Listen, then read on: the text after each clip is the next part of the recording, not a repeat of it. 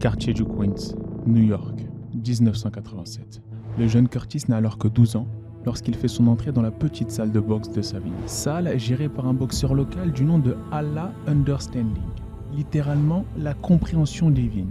Ne me demandez pas pourquoi c'est comme ça que les gens l'appelaient, mais pour des raisons que je pense évidentes, on va seulement l'appeler Al.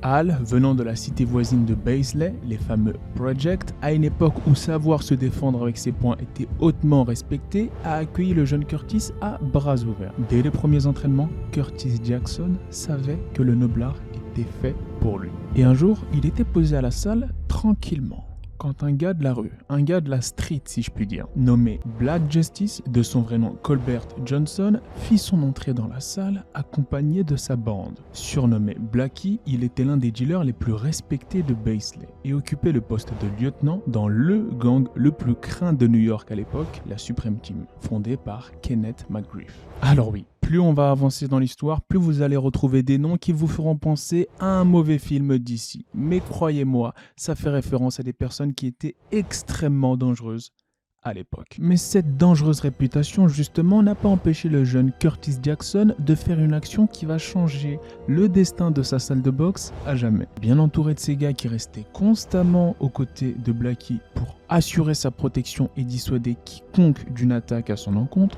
la bande représentait un groupe intimidant qui instaurait un silence froid à chaque fois qu'il se baladait dans la salle de boxe, comme si le temps s'arrêtait. C'est alors que Blackie et son crew se sont arrêtés devant un sac de frappes. Et là, l'un de ces gars, relativement jeune, commença à envoyer des frappes. Bam, bam, bam. Ça résonnait dans toute la salle. Il est important de noter que dans cette même salle, le plus jeune était Curtis Johnson. Et un comportement rationnel aurait voulu que, comme tout le monde, il se taise et observe la scène. Mais là, on a affaire à quelqu'un de spécial. Et c'est alors que de manière froide, dans le plus grand des calmes, lorsque le soldat de Blackie eut fini de frapper le sac, le jeune Curtis Jackson l'interpella et lui dit « Hé mon gars, t'as l'air bon en frappant ce sac », dit-il d'une manière assez forte pour que tout le monde dans la salle puisse entendre. « Mais ce sac ne rend pas les coups », dit-il d'un ton sec et serein. Typiquement le genre de phrase qui déclenche des bagarres générales. Oui, c'est ça. Complètement offusqué par la situation, Colbert Johnson aka Blackie rétorqua « Qu'est-ce que tu dis, petit jeune? Tu parles à moi ?» C'est alors que le jeune Curtis répondit rapidement « Non, non, non, toi t'es un grand, je parle à lui », en pointant clairement du doigt le jeune qui lui servait d'homme de main et qui devait approcher la vingtaine, c'est-à-dire 6 à 7 ans de plus que le jeune Curtis Jackson à l'époque. Un moment de silence pesant s'installa dans la salle. Et soudain, Blackie répondit « J'aime bien ce gamin », tout en saluant le courage qu'il fallait pour sortir une telle phrase dans un tel moment. Il rajouta « On va avoir des vrais champions qui sortiront de cette salle, car ces petits sont fous. » Suite à cela, au plus grand étonnement des personnes présentes, Colbert Johnson demanda aux athlètes et aux gérants quel équipement il pouvait manquer au bon développement des boxeurs. Et écoutez-moi bien, en seulement 2 semaines, toute la salle fut complètement rééquipée. Bien évidemment, on ne va pas questionner la provenance des fonds. Une première leçon pour le jeune Curtis qui réalisa que s'il n'avait pas ouvert sa bouche, rien de tout cela ne serait arrivé. À une époque où les gens sans peur ne font pas que reconnaître, mais aussi récompenser leurs semblables. Voilà à quoi pouvait ressembler l'univers d'un jeune Curtis Jackson qui, dès son plus jeune âge, n'avait pas sa langue dans sa poche. Aujourd'hui, plus que jamais, tout le monde peut devenir boxeur. Youtubeur, influenceur, rappeur, acteur, mais on peut vite s'apercevoir que ce n'est qu'une infime partie de ces derniers qui peut réellement performer au niveau professionnel. Et c'est une personne faisant partie de cette infime partie dont nous allons évoquer l'histoire aujourd'hui. Personnage dont la légende révèle qu'il a eu, par le passé, le niveau de concourir aux Jeux Olympiques juniors de sa catégorie. Pour celles et ceux qui ne savent pas ce que sont les juniors olympiques, ce sont tout simplement les tournois annuels nationaux sponsorisés par l'Union athlétique amateur des USA. Rien que ça. Rappeur au talent reconnu sur plusieurs générations. Businessman qui a su se diversifier et amasser des fortunes grâce à sa vision unique d'entrepreneur. Qui a su asseoir sa domination dans la rue et dans le monde de l'audiovisuel, notamment du cinéma avec toutes ses apparitions dans des films devenus cultes, sans oublier toutes les séries à succès qu'il produit actuellement. Vous l'aurez reconnu, c'est nul autre que Curtis 50 Cent Jackson. Bienvenue dans l'épisode 6 des Stories du GOAT.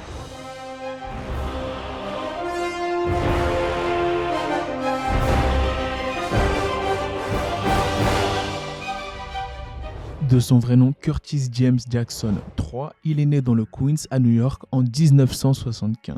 Il a grandi dans un environnement difficile, c'est le moins qu'on puisse dire, et a souvent été confronté à la violence. Son père a quitté la famille très tôt, laissant sa mère seule pour élever son enfant. 50 Cent avoue d'ailleurs dans son livre Hustle Harder, Hustle Smarter qu'il n'a jamais eu l'intention ni l'envie de retrouver son père, et que si ce dernier voulait refaire irruption dans la vie de ce dernier, il était déjà trop tard, compte tenu du fait qu'il n'aurait plus rien à lui apporter. Je peux comprendre la prise de position. En effet, celui que l'on surnomme 50 Cent n'avait que 8 ans lorsque sa mère, Sabrina Jackson, qui devait jouer le rôle de mère et de père, s'est tournée vers des activités illégales pour subvenir aux besoins de son fils. En tant que mère célibataire, elle éleva son fils de telle sorte à ce que ce dernier puisse faire face très tôt aux épreuves de la vie, notamment en lui inculquant la notion de respect et en lui donnant des astuces pour le moins peu conventionnelles afin que ce dernier puisse se défendre contre les brutes à l'école. Et oui, là où pour certains leur mère leur préparait des goûters qu'ils pouvaient mettre dans leur sac à dos avant d'aller à l'école, Sabrina Jackson, elle, avait l'habitude de prendre des jouets et de les mettre dans les chaussettes de Curtis, afin de concevoir des armes que ce dernier pourrait utiliser s'il venait à se faire attaquer. Oui, ça en dit long sur le climat qui régnait à l'époque dans les écoles du Queens. Et malheureusement, Sabrina Jackson, qui était dealeuse de drogue, fut assassinée froidement dans un règlement de compte avant que le jeune Curtis ne puisse fêter ses 9 ans. Suite à cet événement tragique qu'il décrit comme étant l'un des plus traumatisants de toute son existence, du fait que l'une de ses plus grandes peurs fut de perdre sa mère, il emménagea chez ses grands-parents. Et bien évidemment, c'est en partie cet événement traumatique qui a forgé très jeune chez le jeune Curtis cette mentalité, ce mindset de fearless, sans peur. Bah oui, parce que j'ai envie de te dire, quand ta plus grande peur est arrivée, en fin de compte, après, t'as plus peur de grand chose. Et c'est cela qui a aidé le jeune 50 Cent à aborder les épreuves de la vie sans aucune hésitation, à croquer la vie à pleines dents. Cependant, croquer la vie à pleines dents peut avoir une signification assez spéciale lorsqu'on est un jeune du Queens ayant grandi dans la précarité, entouré de dealers au sein de sa famille et dans tous les coins de rue de son quartier.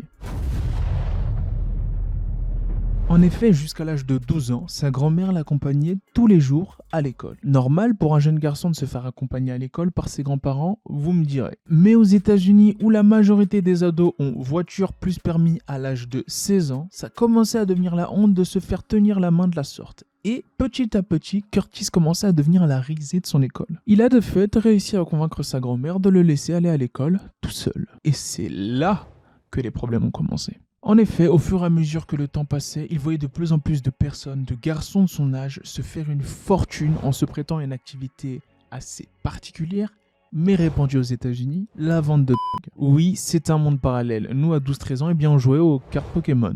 Étant tenté par cette vie-là, le fait que le planning de 50 Cent reste quand même assez encadré du fait qu'il devait se rendre tous les dimanches à l'église accompagné de sa grand-mère et que toute la semaine en dehors des heures d'école, il était pour la plupart du temps en compagnie de ses grands-parents, c'était compliqué pour lui de plonger dans cette vie de la rue. Mais il a quand même réussi à se détacher de ce planning-là, encore une fois en disquettant sa grand-mère, la pauvre, qui va l'autoriser à ne plus aller à l'église le dimanche, mais à rester chez lui. Il a donc utilisé tous ses moments de temps libre, non pas pour jouer à la console ou au basket comme tous les jeunes de son âge, mais pour installer son business dans tous les coins de rue de South Jamaica Queens. Ce mode de vie était particulièrement stressant, même pour un adulte. Alors imaginez ce que c'était pour un jeune de 12 ans. Et c'est à ce moment-là précis de sa vie qu'il fait aussi la découverte en parallèle du Noblard, la salle de boxe locale dont je vous ai parlé plus tôt, dans laquelle il a pu rencontrer son coach, Al, qui ayant tout de suite vu le potentiel du jeune Southpaw, lui a permis de tourner avec les meilleurs boxeurs de la salle très rapidement. Seul bémol, Curtis était un jeune de 12 ans qui avoisinait déjà les 70 kilos. Donc lorsqu'il tournait avec des gens de son poids, c'était des boxeurs âgés de 5 à 6 ans de plus que lui. De là, il a tout de suite appris à contrôler ses émotions et à ne pas paniquer sous la pression, malgré les sparring intensifs auxquels il prenait part de manière hebdomadaire. Grâce à ses oppositions féroces, régulières à l'entraînement, Curtis a su rouler sur toute sa catégorie dans ses premières compétitions amateurs, à tel point que le bruit circulait à l'échelle nationale qu'un jeune boxeur de South Jamaica Queens avait le niveau pour concourir aux Junior Olympics et potentiellement amasser l'or dans les Jeux Olympiques internationaux. Et cette précocité, il la doit au mindset que lui ont très tôt inculqué ses coachs en mise de gants. 50 Cent aime bien faire une analogie intéressante lorsqu'il parle de l'impact que la boxe anglaise et notamment celui que ses coachs de boxe ont eu dans sa vie. Il mentionne notamment le fait que lorsqu'un jeune marche dans la rue, et trébuche et se cogne contre un mur, contre un arbre, sa réaction va grandement dépendre de la réaction de ses parents face à cette situation. Si les parents se ruent vers l'enfant en étant apeurés et affolés, en dégageant des énergies nerveuses, l'enfant va se calquer sur le niveau d'alerte des parents et très probablement pleurer. Tandis que si les parents réagissent calmement, comme s'il ne s'était rien passé de grave, l'enfant dans la majorité des cas se relève et continue tranquillement sa route comme si de rien n'était. Et c'est exactement la manière dont les coachs de Curtis réagissaient à l'entraînement et notamment en sparring lorsque ce dernier encaissait un coup brutal qui le sonnait. Il restait calme, observait et donnait des instructions sans crier, mais assez fort pour que le jeune Curtis puisse entendre et appliquer. C'est notamment cette méthode d'apprentissage qui a aidé le jeune Curtis à garder son calme et à performer face à des punchers de 18 ans lorsque ce dernier n'en avait que 13. Al, en tant que coach, n'a jamais demandé aux adversaires de 50 Cent de frapper moins fort, ni même de baisser le rythme juste parce que Curtis était plus jeune. La résultante de cela, lorsque Curtis se retrouvait en compétition face à des gens de son âge, il n'en faisait qu'une bouchée. Les entraînements étaient pour lui beaucoup plus effrayants que la compétition. 50 Cent racontera d'ailleurs dans son livre que cette éducation à la dure l'a grandement aidé dans la vie de tous les jours, que ce soit pour asseoir sa domination dans les différents business illégaux durant lesquels il a pu se prêter dans son adolescence, ou même pour asseoir sa domination dans l'industrie musicale et dans le monde entrepreneurial. Mindset qu'il regrette de ne pas avoir transmis à son fils aîné, mais qu'il a transmis à son plus jeune fils, chanceux, ou plutôt devrais-je dire le pauvre, car lorsque ce dernier met les gants avec son père, 50 Cent ne retient pas du tout ses coups, comme peut en témoigner l'extrait suivant.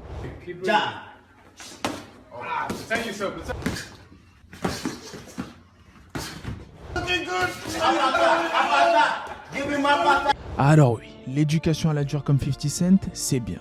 Apprendre de ses erreurs, c'est bien. Mais éviter d'en faire et apprendre des erreurs des autres, c'est encore mieux. C'est pourquoi pour toutes celles et ceux qui veulent se lancer sur YouTube, mais qui ont encore cette peur, cette appréhension de se lancer, qui pensent qu'il faut être spécial pour créer sa chaîne YouTube, il faut que vous sachiez qu'aujourd'hui c'est littéralement le meilleur moment pour se lancer. Et si comme j'ai pu le faire, vous souhaitez monétiser votre passion, ça tombe bien. Pendant 3 mois, j'ai rédigé un e-book d'une 60aine de pages en accès gratuit. Parce que vous êtes la GOAT Family et que c'est la moindre des choses que je puisse faire pour vous remercier de toute la force que vous me donnez au quotidien. Cet e-book se lit rapidement et vous décrit les 9 points clés qui m'ont permis de monétiser ma passion en l'espace de 4 mois. Et surtout, en partant de zéro. Si ce n'est un iPhone, je l'avoue, et de l'ambition. Le lien est dans la description, vous n'avez qu'à rentrer un email pour le recevoir et retournons maintenant à notre ami 50. Arrivé à l'âge de 18 ans, alternant entre boxe anglaise et deal de drogue, celui que l'on surnomme 50 Cent était déjà devenu l'un des dealers les plus respectés de New York. Même si le noblard pouvait souvent lui servir d'échappatoire à ses activités illégales, il continua jusqu'à l'âge de 19 ans, après quoi il fut arrêté par la police. Ce qui mit un terme à sa carrière de dealer, mais surtout à sa carrière de boxeur, avant même que celle-ci puisse vraiment décoller. D'où le fait qu'il est aujourd'hui presque impossible de trouver des clichés de 50 Cent en compétition. Cependant, quelques années plus tard, après une carrière incroyable dans le monde de la musique, notamment le rap, et une carrière reconnue dans le cinéma, on a pu observer que 50 Cent n'a jamais vraiment quitté le monde de la boxe. En effet, si vous êtes fan de boxe anglaise, notamment de Floyd Mayweather, de Deontay Wilder, et de tous ces boxeurs affiliés à Al Haymon et PBC, il y a des chances que vous ayez pu voir 50 Cent à leur côté, que ce soit durant leurs entrées, dans les vestiaires, ou même en training camp. Et ce n'est pas un hasard si ces boxeurs-là aiment bien avoir Curtis Jackson à leur côté avant d'aller à la guerre. En effet, même s'il est connu pour ses nombreuses disputes médiatisées avec le boxeur Floyd Mayweather, avec lequel il entretient une relation assez particulière de « je t'aime, moi non plus », l'une des raisons pour lesquelles ces boxeurs aiment bien avoir 50 Cent à leur côté n'est pas seulement pour sa notoriété, mais aussi pour son mindset dont je vous ai parlé un peu plus tôt et surtout sa capacité à délivrer ce que les Américains appellent des pep talk, qui sont des mini-speeches, si on peut dire ça comme ça, destinés à réveiller l'enthousiasme, le courage, la détermination instantanément chez un individu après avoir entendu ce discours. C'est, on va dire, un excellent motivateur 2.0 pour les boxeurs qu'il côtoie. Oui, on peut dire que 50 Cent est un génie de la motivation. Et l'une des situations les plus propices pour réveiller cet instinct de coach de motivation, c'est souvent juste avant un combat. Il fut d'ailleurs en partie responsable de 2 moments iconiques dans l'histoire de la boxe, celui-ci et celui-ci. En effet, pour le combat de Deontay Wilder, 50 Cent, qui est souvent accrédité aux événements, avait ressenti dans le locker room, le vestiaire, une énergie qui n'était pas vraiment adéquate à celle d'un avant-combat. Tout le monde rigolait et se faisait des blagues dans une ambiance assez festive alors que le combat n'avait pas encore eu lieu. D'ailleurs, 50 Cent déclare aussi dans son livre Hustle Harder, Hustle Smarter que l'un des facteurs clés qui va permettre à une personne de délivrer ce genre de speech impactant va être sa capacité à scanner, à lire les énergies dans la salle. Ici, l'énergie de Deontay Wilder et celle de son entourage n'étaient pas du tout en phase avec le moment auquel ils allaient être confrontés. À savoir, défendre sa ceinture pour la 2e fois face au premier adversaire qui emmena un combat de Deontay Wilder à la décision. Bermane Stiverne. Sachant que cette manière extrêmement décontractée, beaucoup trop décontractée d'aborder un combat était très dangereuse pour Deontay Wilder, 50 Cent attendit de se retrouver seul dans un coin du vestiaire avec le boxeur pour lui dire d'une voix posée « T'es pas concentré ». Il rajouta « Je te vois frapper aux palettes et tout ça, mais tu n'es pas dans la zone ». Et là, Deontay n'avait rien à redire à cela. Il savait que 50 Cent était dans le vrai et avait totalement raison. C'est la raison pour laquelle le rappeur continue. Arrête tes conneries. Ce gars Stiverne se met en travers de ce que tu veux pour la 2e fois et tu vas le laisser faire? Non, je ne le laisserai pas faire, répondit Deontay. Cool, faisons-lui payer pour cette erreur alors, ajouta 50 Cent en haussant la voix. À ce moment précis, toutes les personnes présentes dans le vestiaire ont ressenti le changement d'énergie. Ce shift, un silence régnait. Tu vas lui faire payer le fait qu'il puisse croire qu'il est en capacité de monter dans le ring avec toi pour la 2e fois. Tu vas plonger ce gars dans les eaux profondes et le noyer. Là, le bronze bomber était focus et retourna taper aux palettes. Mais cette fois-ci, avec détermination. Quelques instants plus tard, 50 Cent accompagna l'ancien champion WBC des poids lourds effectuer son entrée. Le tout en chantant l'un de ses classiques. Many Men, et la suite appartient à l'histoire. Deontay Wilder a littéralement terrassé Bermane Stiverne au premier round après une succession de knockdowns à tel point que l'arbitre a dû sauter sur son dos pour l'arrêter de frapper. Voilà ici l'illustration parfaite des conséquences que peuvent avoir un pep talk, un speech motivant de 50 Cent. Et ce n'est pas la seule fois qu'un speech motivant a eu un tel impact sur un boxeur. En effet, juste avant d'effectuer son combat face à Victor Ortiz, Floyd Mayweather lui aussi était extrêmement décontracté. Cette même décontraction qui avait alarmé 50 Cent avec Deontay Wilder. Il effectua son entrée vers le ring accompagné du rappeur. Et à l'approche du ring, on peut voir un 50 Cent chuchoter à l'oreille de Floyd, tel un RN chuchota à l'oreille de son père. Ce que lui a dit 50 à l'oreille? On emmerde ce clown. Il essaie de faire en sorte que tu ne puisses pas nourrir tes enfants.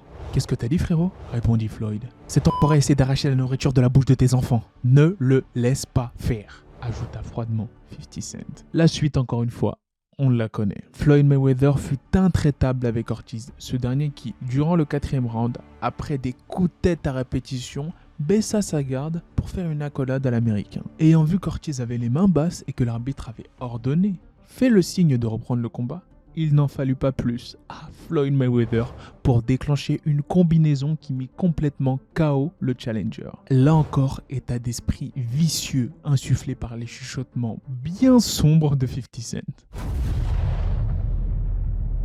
En conclusion, la boxe anglaise a joué un rôle important dans la carrière et dans la vie de Curtis Jackson. Ce sport lui a permis de se détourner en quelque sorte de la violence de la rue et de se trouver une passion saine. Bien qu'il ait été empêché de poursuivre sa carrière de boxeur, 50 Cent est resté un grand fan de boxe tout au long de sa vie. C'est dire, il a même investi dans la promotion de certains boxeurs pros tels que Yuri Ortiz, Gamboa. Aujourd'hui, il se concentre beaucoup plus à l'aspect business et aux activités liées notamment au petit écran avec des séries à succès telles que Power et BMF, série qui relate un univers de la drogue avec lequel il est extrêmement familier, allant même jusqu'à insérer des parties de sa vie personnelle dans les scripts. C'est la fin de cette story du GOAT, j'espère que vous avez kiffé, je compte sur vous pour exploser les compteurs de likes et enfin nous faire dépasser les 2000 likes symboliques sur un épisode. Vous êtes des GOAT, donc je sais que vous y arriverez facilement. Sur ce, n'hésitez pas à me donner votre retour en commentaire et surtout à m'indiquer sur qui vous voulez que porte la prochaine story du GOAT. Un boxeur en particulier ou une personnalité liée à la boxe comme ça a pu être le cas dans cet épisode.